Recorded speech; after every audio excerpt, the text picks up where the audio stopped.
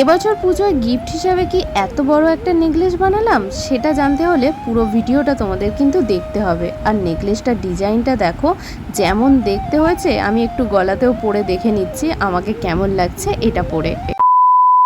Hello everyone, নতুন একটা mini ব্লগে তোমাদের অনেক অনেক ওয়েলকাম। এখন এসেছি মেয়েকে চুল কাটাতে। আসলে মেয়ের অনেক বড় চুল হয়ে গিয়েছিল, বাট মেয়ের সেটা সমস্যা না, মেয়ে ছাড়া বাকিদের সমস্যা হচ্ছিল। তো সেই জন্য ওর চুলটা এই যে কাটিয়ে ছোট করিয়ে দিলাম।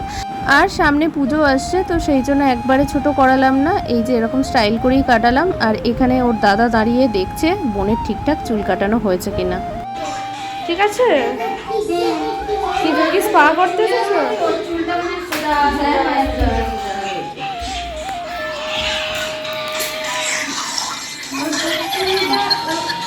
দেখি ঘোরো চুলটা কেমন কেটেছে, ঘোরো ঘোরো ঘোরো ঘোরো, ওইদিকে ঘোরো, পুরোটা ঘোরো, ঘুরে দেখো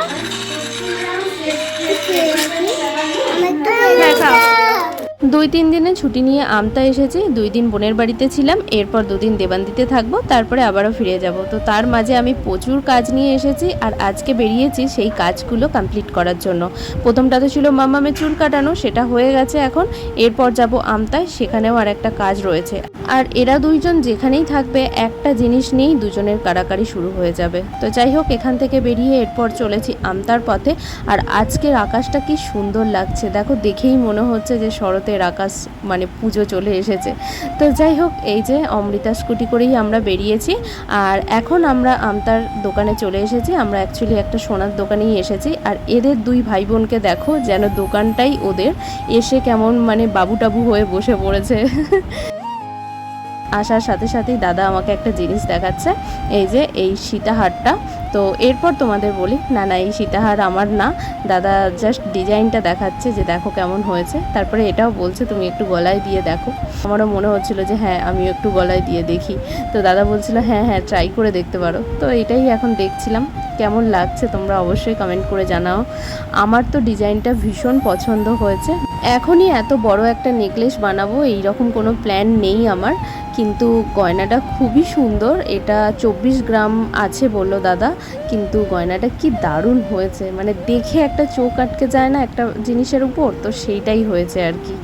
তো যাই হোক, এখানে এই গয়নাগাটি তো দেখা হলো। এরপর মেন যে কাজের জন্য আসা, সেই কাজটা এবার শুরু করেছে। আমার কাছে যে সমস্ত গয়না রয়েছে তার প্রায় বেশিরভাগটাই হলমার্কের গয়না, বাট বিয়েতে যেগুলো গিফট পেয়েছিলাম তার মধ্যে কিছু গয়না যেগুলো হলমার্ক ছিল না।